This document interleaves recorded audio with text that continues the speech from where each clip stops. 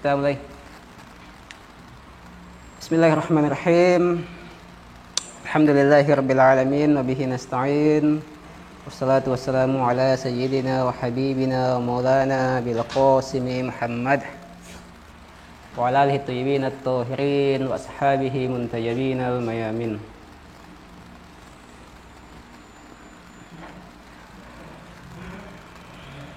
Assalamualaikum warahmatullahi wabarakatuh. Jadi ada berapa lagi yang belum datang? Mana panitia? Masih ada berapa? Masih ada berapa yang belum datang panitianya?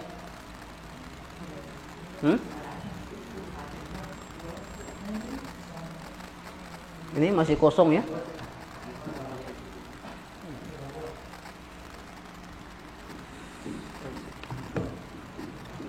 Apa ini? Bu, saya punya bro. Yang mau merokok saja. Tapi jangan juga semuanya, nanti kabut asap. Soalnya lihat-lihat, oh yang di sebelah sudah berhenti. Nah, jangan semuanya langsung ya, bahaya.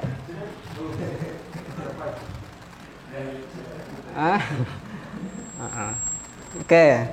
Ini dari kampus mana saja ini? Dari UIN ada? Ada ya? Nggak ada. Kampusnya kampus mana saja? Yang paling banyak yang mana? UIN. Yang di Perintis. UMI juga ada. Oh ya. Oke. Saya tidak tahu tadi bagaimana pengantarnya, apa yang mau dikaji. Mungkin sudah bingung juga, saya terlalu lama masuk. Saya sengaja sebenarnya itu. Soalnya dia bingung mau bilang apa. Jadi pertama sekali saya ucapkan selamat datang kepada teman-teman sekalian di acara Stadium General Filsafat Harmonisasi. Buku filsafat harmonisasinya ada di luar situ. Ada juga beberapa buku yang lain, ada metafisika dan ada buku akal dan agama. Filsafat harmonisasi dan metafisika itu saya tulis. Saya tidak tahu bagaimana isinya. Kalian baca saja. Tapi kalau buku akal dan agama itu saya terjemahkan dan sebagian saya sunting. Itu bagus itu. Karena bukan saya yang tulis. Buku itu bagus. Yang akan kita bahas di sini adalah buku filsafat harmonisasi. Karena itu yang membincang tentang filsafat manusia. Ada di bagian-bagian awalnya atau di bagian kedua itu ada tema tentang filsafat manusia. Itulah yang akan kita kaji di Stadium General ini, filsafat manusia. Jadi filsafat harmonisasi Stadium Generalnya dimaksudkan untuk mengenal manusia. Iya. Operatornya diperbaiki. Apanya itu yang perlu dikurangi? Echo-nya mungkin apanya? Volumenya ya? Operator. Nah, jadi kita hadir di sini untuk membincang secara rasional, argumentatif, apa yang dimaksud dengan manusia, kesempurnaannya di mana, dan bagaimana cara mencapai kesempurnaan itu. Kemudian juga kalau kalian lihat tema yang kedua itu, kita ingin melihat bagaimana relasi antara ilmu-ilmu rasional dengan kesempurnaan substansial manusia. Jadi setelah di tema awal di pertemuan ini, pertama ini nanti kita akan membicarakan tentang hakikat dan kesempurnaan manusia. Nah, kita ingin melihat apa relasinya ilmu-ilmu rasional. Ilmu rasional itu seperti filsafat, logika, epistemologi, dan semacamnya. Itu apa kaitannya dengan kesempurnaan manusia? Apakah ada hubungannya atau tidak? Jika ada hubungannya dan hubungannya bersifat asasi, maka semestinya kita harus mengkaji dan memahami ilmu-ilmu rasional. Jika tidak ada kaitannya, ya selesailah kajian-kajian kita. Kita tidak usah lagi menyibukkan diri di buku-buku filsafat, tidak usah lagi beli buku filsafat, tidak usah lagi hadir di majelis-majelis filsafat dan semacamnya. Karena tidak ada hubungannya dengan kesempurnaan manusia. Untuk apa kita mengkaji sesuatu yang tidak mendekatkan kita pada kesempurnaan kita sebagai manusia? Tulis tanda ukur besar itu, kesempurnaan manusia sebagai manusia. Nanti kita akan kaji mengapa sebagai manusia. Karena manusia memiliki beragam dimensi. Yang kita ingin sempurnakan adalah dimensi kemanusiaan. Sebelum ke situ, tema yang ketiga adalah tema tentang filsafat harmonisasi. Mengenal lisium berarti mengenal filsafat harmonisasi. Apa itu filsafat harmonisasi? Saya tulis berapa artikel di buku itu, di bagian pertama tentang filsafat harmonisasi. Itu lebih jelasnya baca bukunya. Takutnya penjelasan saya tentang itu tidak lebih jelas dari apa yang saya tulis. Jadi kalian baca itu bukunya. Sebelum ke situ, saya ingin mengawalinya dengan sebuah cerita yang disampaikan oleh Ayatullah Misbah Yazdi dalam buku Daras Filsafatnya. Kalau teman-teman baca itu, ada kisah di situ mengawali bukunya. Itu sangat bagus. Dia bilang kayak gini. Jadi Al-Kisah ada kapal yang di dalamnya ada banyak penumpangnya. Itu berlayar di tengah lautan. Di kapal besar itu. Dia berlayar di lautan. Sudah berhari-hari, berminggu-minggu, berbulan-bulan berlayar. Tiba-tiba salah satu di antara penumpang itu bertanya kepada orang di sebelahnya. Pada penumpang yang ada di sebelahnya. Dia bertanya, kapal ini mau kemana? Kapal ini mau kemana? Yang ditanya itu kaget. Kaget bahwa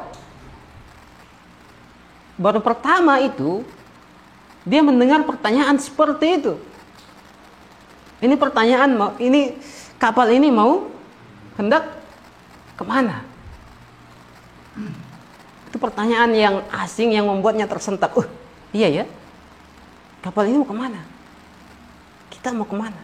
Kapal ini sedang membawa kita kemana? Kagetlah dia.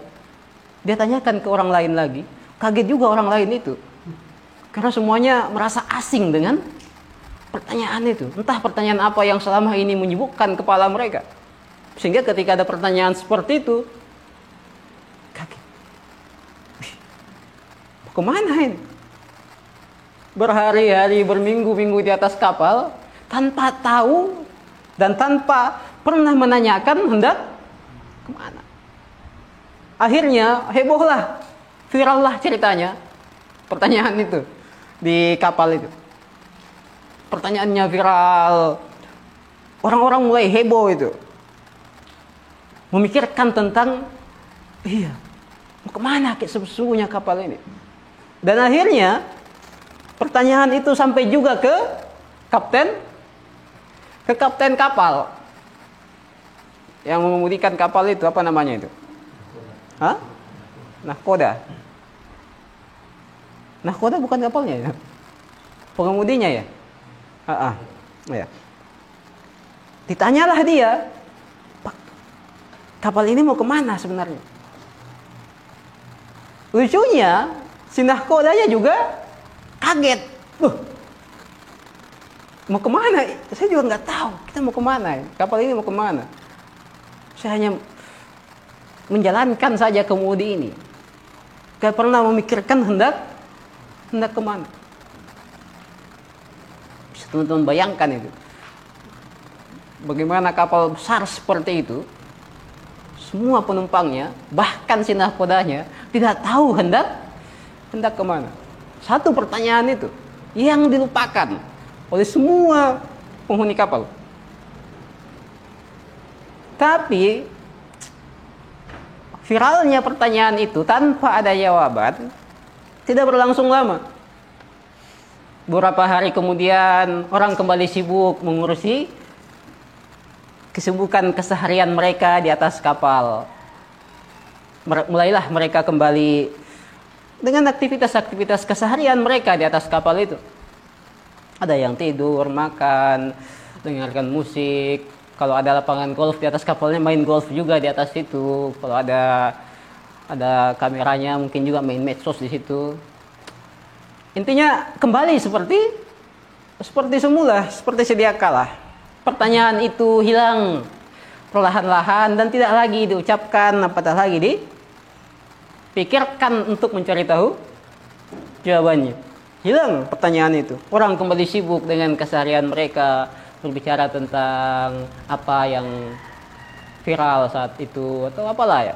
Intinya pertanyaan itu hilang. Dan di akhir kisah itu berjalanlah kapal itu dengan menyisakan tanda tanya besar di atasnya. Kapal yang tak tahu arah dan tujuannya mau kemana, beserta dengan seluruh penghuninya.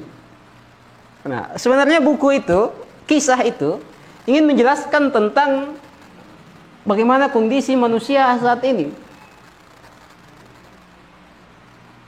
Bagaimana kondisi manusia yang ada di bumi ini. Apa yang menyibukkan kepala mereka? Ada tidak pertanyaan-pertanyaan asasi yang coba untuk diutarakan dan dijawab? Atau jangan sampai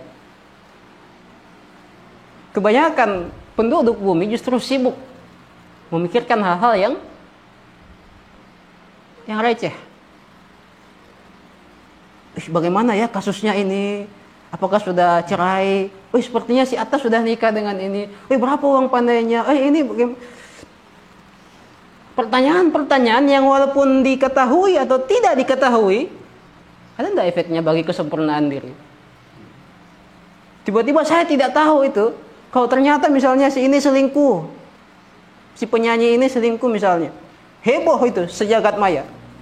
Tapi saya nggak mau cari tahu itu, dan malas memikirkannya. Kira-kira ada enggak masalahnya itu? Ada enggak? Misalnya kalau saya mati, bermasalah enggak? Saya dilemparkan masuk neraka karena tidak mengetahui bahwa ternyata si ini selingkuh. Tidak ada masalahnya.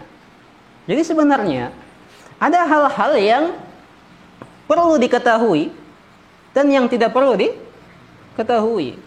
Ada hal-hal yang bermasalah akan mendatangkan problem pada diri jika dia tidak diketahui.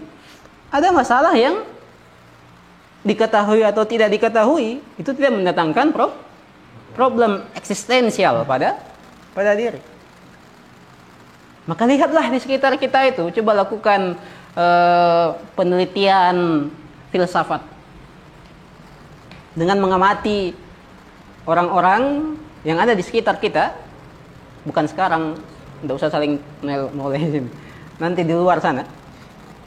Lakukan penelitian itu. Ini kira-kira apa yang menyibukkan kepalanya ini? Kira-kira pertanyaan apa yang ingin diketahuinya? Kira-kira apa yang digalaukannya? Karena nilai manusia dilihat dari apa yang digalaukannya, apa yang menyibukkan kepalanya dan apa yang bertahta dalam hatinya. Itu nilai manusia di situ. Jadi apa yang senantiasa menyibukkan kepala kita? Kalau masalah menyibukkan, kapan ya berakhir status jomblo ini? Kapan ya punya ini? Kapan ya?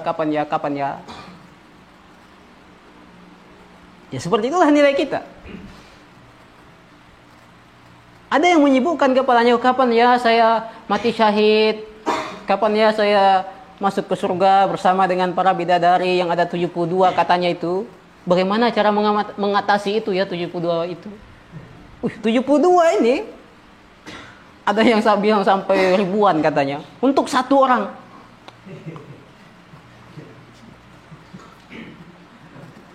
Itu bagaimana kerja imajinasi itu? Ya kalau seperti itu yang menyibukkan kepala kita dan itu yang bertahta dalam diri kita, ya seperti itulah nilai kita. Nah, oleh karena itu di awal-awal pertemuan ini saya mengajak kepada teman-teman untuk mulai menyeleksi pertanyaan-pertanyaan, masalah-masalah yang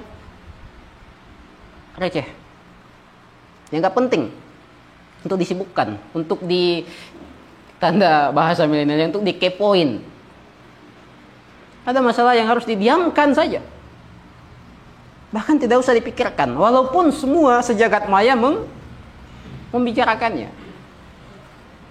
Makanya juga sebenarnya nilai masyarakat itu sekarang ini bisa diukur dengan apa yang viral itu. Gitu.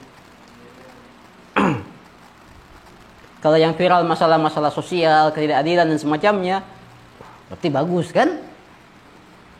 Tapi kalau yang trending satu selalu masalah pernikahan para artis, ya begitulah. Tapi coba sekali-kali yang viral itu adalah kajian-kajian filsafat. Kapan itu terwujud? Tiba-tiba sejagat maya itu, kita bicara jagat maya karena kebanyakan manusia di situ nongkrongnya. Kalau kalian melihat nongkrong di warkop itu kamuflase itu.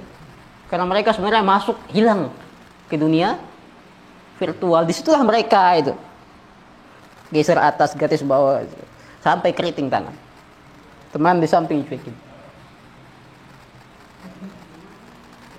Tapi itulah.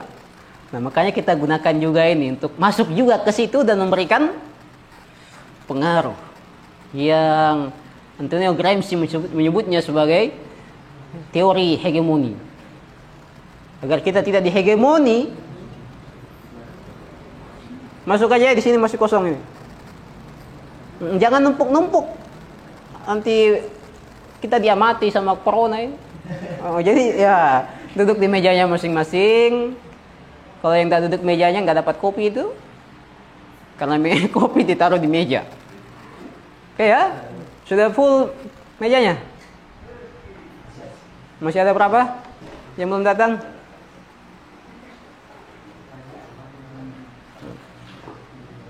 Ya, oke, lanjut lagi celoteh saya.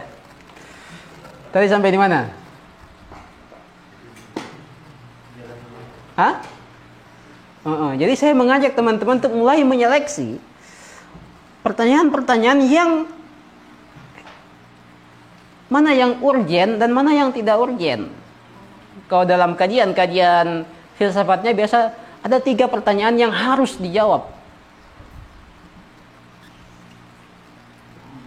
Pada salah itu hadis juga sebenarnya itu. Dari Ali bin Abi Thalib. Yaitu manusia harus mengetahui dari mana dia berasal, di mana dia saat ini, dan hendak kemana. Ini pertanyaan asasi ini sebenarnya ini. Mengenal awal, mabda, mengenal ma'ad, ujung, akhir, dan mengenal kondisi zaman sekarang ini. Kita ada di mana saat ini? Dari mana dan mau kemana? Kalau sudah jelas mau kemana, nanti akan lahir pertanyaan yang keempat. Jalan mana? Dan siapa yang harus jalan mana yang harus saya tempuh, dan siapa yang harus saya jadikan sebagai hadin, sebagai penunjuk jalan, guide. Jangan berjalan tanpa guide, tanpa penunjuk jalan. Nanti kita akan bahas bahwa manusia sudah dibekali dengan 2 penunjuk jalan. yang kita sebut dengan nabi. Ada nabi eksternal dan ada nabi internal. Itu penunjuk jalan itu. Tapi ini akan diimani dan ikuti jika apa? Jika tadi ini mau kemana ini sudah jelas.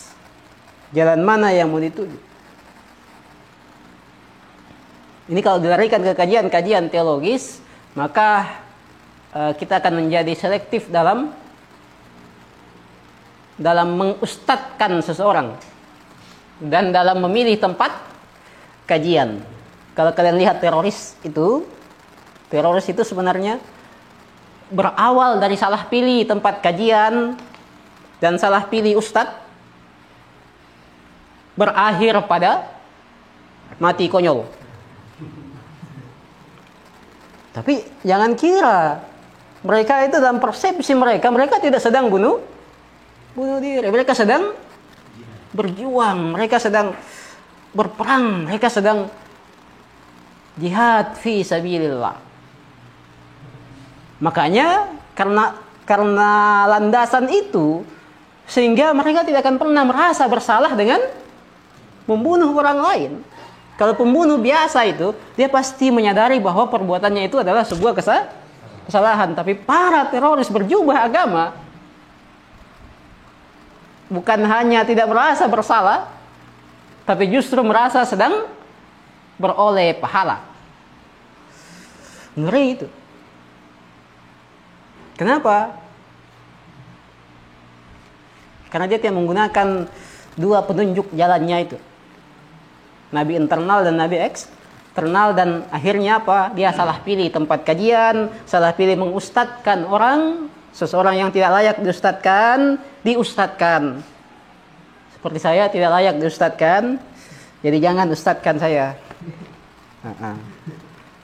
Oke? Itu dulu. Karena kita ingin menyusuri gerak kesempurnaan. Sudah lama sebenarnya kita hidup di bumi ini, bertamasya, berjalan-jalan, sampai umur berapa sekarang kalian ini? 40 tahun kan? 30, 25. 25 itu bukan 25 menit. Tapi 25 tahun itu 25 tahun. Itu sudah berapa gerak yang kalian tempuh itu? Sudah berapa ayunan langkah yang kalian lakukan? Sudah berapa kilometer kalau mau dihitung itu jalan yang kalian tempuh? Pernah tidak kita memikirkan adakah di antara sekian meter jalan yang ditempuh itu menyempurnakan diri kita, mendekatkan diri kita pada kesempurnaan? Itu tidak akan pernah diketahui kalau kita tidak pernah mengkaji apa itu manusia dan di mana letak kesempurnaannya. Sehingga selama ini kita hidup, bergerak, berjalan tanpa kesadaran. Karena kita nggak sadar bahwa ini mendekatkan diri saya pada kesempurnaan atau tidak. Sehingga geraknya kita atau ubahnya seperti gerak motor yang berkeliaran depan itu. Sehingga kita tidak pernah tahu mana yang dikemudikan dan mana pengemudinya, karena sama-sama bergerak tanpa kesadaran. Mereka yang bergerak tanpa kesadaran adalah robot-robot yang gentayangan, adalah robot-robot yang berjalan. Mereka yang bergerak tanpa menyempurna adalah setan-setan yang gentayangan itu. Itu ada saya tulis di buku Filsafat Harmonisasi, panjang lebar, baca itu. Karena sekali lagi kalau saya jelaskan panjang lebar, sepertinya penjelasan saya tidak lebih jelas dari apa yang saya tulis. Jadi bacalah bukunya. Tentu terlebih dahulu belilah bukunya itu. Karena susah dibaca kalau tidak dibeli. Itu berpikir logis seperti itu kan. Sistematika, terstruktur sistematis. Ya pertama beli, baca.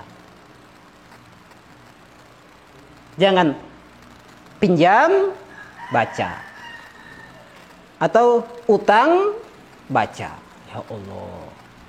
Yang logis lah, beli kan dimiliki. Baru baca.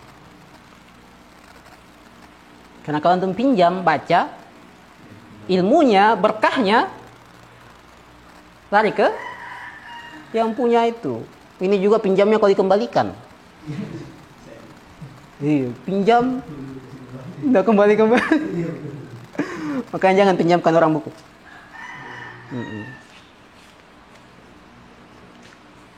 Itu ya, paham ya arahnya ya. Nah, menyambut kisah tadi itu, maka Sokrates kita dapatkan ketika dia dilantik, didaulat sebagai manusia terpintar di zamannya itu. Itu disampaikan oleh wanita suci di kuil Delphia, Pythia namanya. Itu wanita suci perantara bagi orang Yunani untuk berkomunikasi dengan para dewa. Jadi mereka kalau ingin komunikasi dengan para dewa, misalnya apakah dewa mengizinkan kita untuk berperang, nah mereka datanglah ke kuil itu dan si wanita suci itu berkomunikasi dengan para dewa.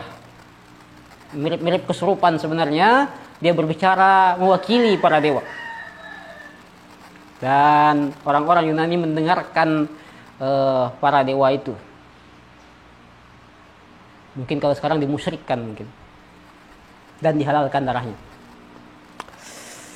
Nah, walhasil perempuan itu mengatakan bahwa ketika ditanya siapa manusia tercerdas di Yunani, jawabnya adalah Sokrates. Sokrates mendengar itu dia bingung.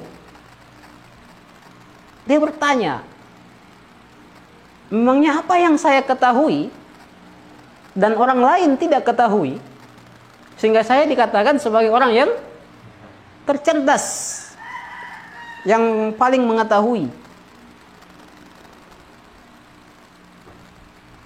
Itu kan dikatakan paling tercerdas ketika ada sesuatu yang dia ketahui dan semua orang tidak mengetahuinya. Lah kalau semua orang juga tahu, nah cerdas apa? Kan begitu. Dikatakan dia lebih cerdas daripada ini. Kenapa? Karena ada sesuatu yang dia ketahui dan si ini tidak ketahui. Kalau sama-sama ketahui atau sama-sama tidak mengetahui, nggak dikatakan ini lebih cerdas. Dikatakan paling cerdas. Artinya apa? Ada satu hal yang dia ketahui dan semua orang tidak mengetahuinya. Itu yang membuat Sokrates bingung itu. Apa yang saya ketahui sebenarnya? Sokrates kemudian tahu jawabannya. Oh iya, ternyata yang saya ketahui dan orang lain tidak ketahui adalah bahwa saya tidak tahu apa-apa. Hanya satu hal itu yang dia ketahui. Dia mengetahui bahwa dia tidak tahu. Sementara orang lain tidak tahu bahwa mereka tidak tahu. Tahu bahwa tidak tahu. Itu satu pengetahuan. Dan satu ketidaktahuan. Tahu, pengetahuan. Bahwa tidak tahu, ketidaktahuan. Jadi ada satu pengetahuan, ada satu ketidaktahuan. Ya masih bagus. Karena ada satu pengetahuan kan? Mengetahui ketidaktahuan diri. Itu ungkapan populernya itu. Satu-satunya hal yang saya ketahui adalah bahwa saya tidak tahu apa-apa. Atau puncak kebijaksanaan adalah ketika kita tidak tahu apa-apa. Itu adalah ungkapan populernya yang dari situ itu awalnya itu. Gitu. Jadi Sokrates tahu bahwa dia tidak tahu. Terdiri dari satu pengetahuan dan satu kejahilan. Sementara orang lain tidak tahu bahwa mereka tidak tahu. Tidak tahu, ketidaktahuan. Bahwa mereka tidak tahu, juga ketidaktahuan. Berarti ada dua ketidaktahuan. Itu yang disebut dengan jahil murakkab. Tidak tahu bahwa tidak tahu. Arti akhirnya apa? Akhirnya sok tahu. Iya. Karena yang tidak tahu bahwa tidak tahu pasti akan merasa tahu. Dan akan berupaya menyampaikan hal-hal yang sebenarnya tidak diketahui. mengetahuinya, tapi dia merasa sedang mengetahuinya. Akhirnya apa? Terjadilah yang disebut dengan gerakan pembodohan. Akibat dari ketidaktahuan bahwa mereka sesungguhnya tidak tahu. Bahaya itu, jahil murakkab. Sementara Sokrates disebut dengan jahil basit, jahil sederhana. Kenapa? Karena hanya terdiri dari satu pengetahuan dan satu ketidaktahuan. Tapi kalau kedua-duanya adalah ketidaktahuan, itu double, itu jahil rangkap namanya. Nah, bayangkan, kira-kira baik mana kira-kira?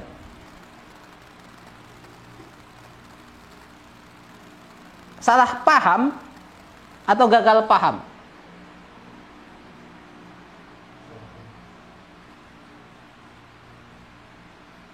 Bagus mana? Jangan langsung dijawab lah. Filosof itu tidak langsung menjawab, dipikir dulu. Oh ya, apa ya? Gitu. Karena pertanyaannya bukan pertanyaan 1 tambah 1 2. 1 tambah 1 2. Tidak usah bertanya. Filosof tidak. Dipikir dulu, renung-renungkan dulu. Bagus mana kira-kira? Salah paham, gagal paham. Yang bagus adalah gagal paham. Kalau gagal paham artinya apa ya? Kita tidak tahu. Tapi kalau salah paham, kita merasa tahu. Hanya sotoy.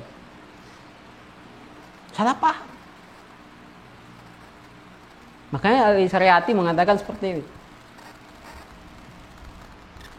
Betapa pedihnya jika orang-orang gagal memahami ucapan kita. Dan lebih pedih lagi jika orang-orang salah memahami ucapan kita. Memahami ucapan kita tapi salah. Itu sangat menyakitkan ketimbang mereka yang tidak memahami kata-kata kita. Lebih baik tidak dipahami daripada dipahami secara salah. Sehingga Syariati melanjutkan, maka saat ini saya mengetahui betapa pedihnya itu Tuhan itu. Betapa sedihnya Tuhan. Di mana orang-orang bukan hanya tidak memahami kata-katanya, firman-firmannya, bahkan salah dalam memahami firman-firmannya.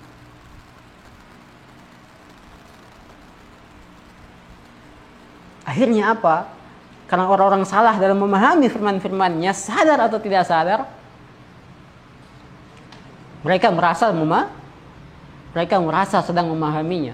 Padahal salah paham. Akhirnya apa? Dia berdakwah menyebarkan kesalahpahamannya tersebut atas nama Tuhan. Bahwa inilah ajaran Tuhan, inilah ajaran agama, inilah ajaran Islam. Ternyata apa? Itu adalah hasil pahamannya yang keliru terhadap ajaran agama, terhadap ajaran Islam, ajaran Tuhan dan semacamnya. Dia menyesatkan manusia dan sedang merasa menjalankan perintah Tuhan. Kayak sebenarnya kalau kalian lihat para teroris lagi itu semua adalah hasil dari salah paham terhadap firman Tuhan. Salah dalam menafsirkan, memahami maksud Tuhan. Sadar atau tidak sadar. Dan karena mereka membalelo itu, nggak mau dikasih tahu, apa istilahnya itu, keras kepala itu.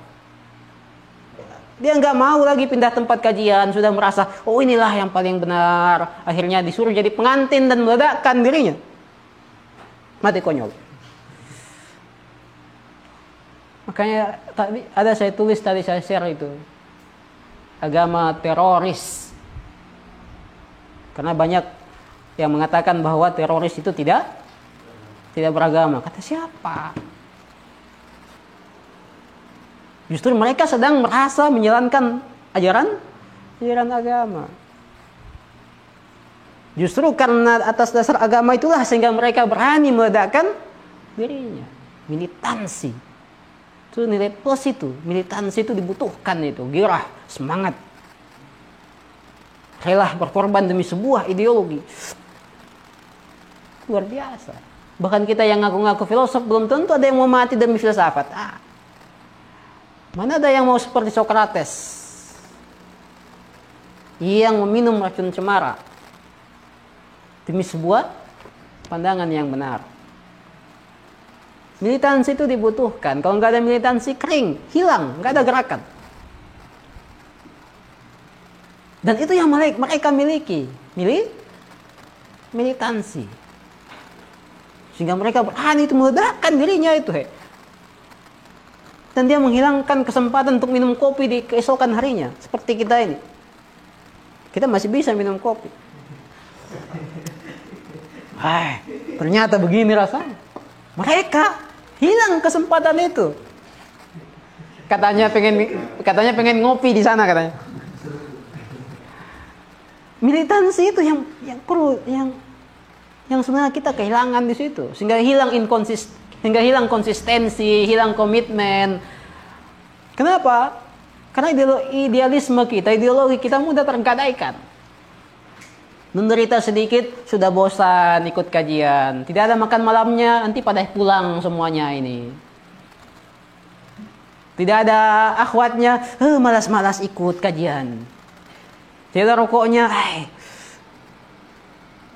idealisme kerupuk itu.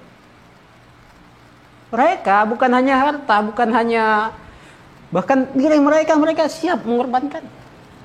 Karena merasa sedang berjihad. Militansinya oke. Yang salahnya di mana? Pengetahuannya yang nol. Akal sehatnya yang mati. Sehingga mereka berjuang di jalan yang salah sebenarnya. Karena kehilangan nalar kritis untuk memverifikasi apakah ini benar-benar ajaran Tuhan atau ajaran ustadznya yang salah terhadap ajaran Islam. Sehingga sebenarnya mereka tidak berjihad atas nama Tuhan, tapi berjihad atas nama pahaman kelompok-kelompok pengajiannya itu. Kenapa? Karena akal sehat hilang, nalar kritis hilang. Sehingga kita tidak bisa lagi mengkritisi ustadz kita. Apalagi ketika ustadz kita itu kebetulan bergelar Habib. Takut kita kritik. Kualat. Sehingga semua kesalahan-kesalahannya dianggap sebagai hal yang wajar, yang lumrah, yang benar. Ini kan kriminalisasi ulama. Ini bukan kriminalisasi ulama, ulamaisasi kriminal. Menganggap kriminal sebagai ulama. Karena hilang nalar kritis. Apalagi kalau corak keberagamaan kita keberagaman materialistik, yang surga neraka dipersepsi secara materi, bahwa di sana ada bidadari, ada sungai, ada apel, ada susu, ada di sini juga ada, tapi di sana lebih banyak katanya, lebih nikmat. Ya apa bedanya? Kata Ibnu Sina itu, pandangan mereka tentang akhirat itu persis sama dengan apa yang ada di dunia ini. Bedanya cuman kuantitas dan kualitasnya lebih wow di sana. Entah bagaimana pandangan materialistik seperti itu. Sementara di sana itu adalah alam non materi.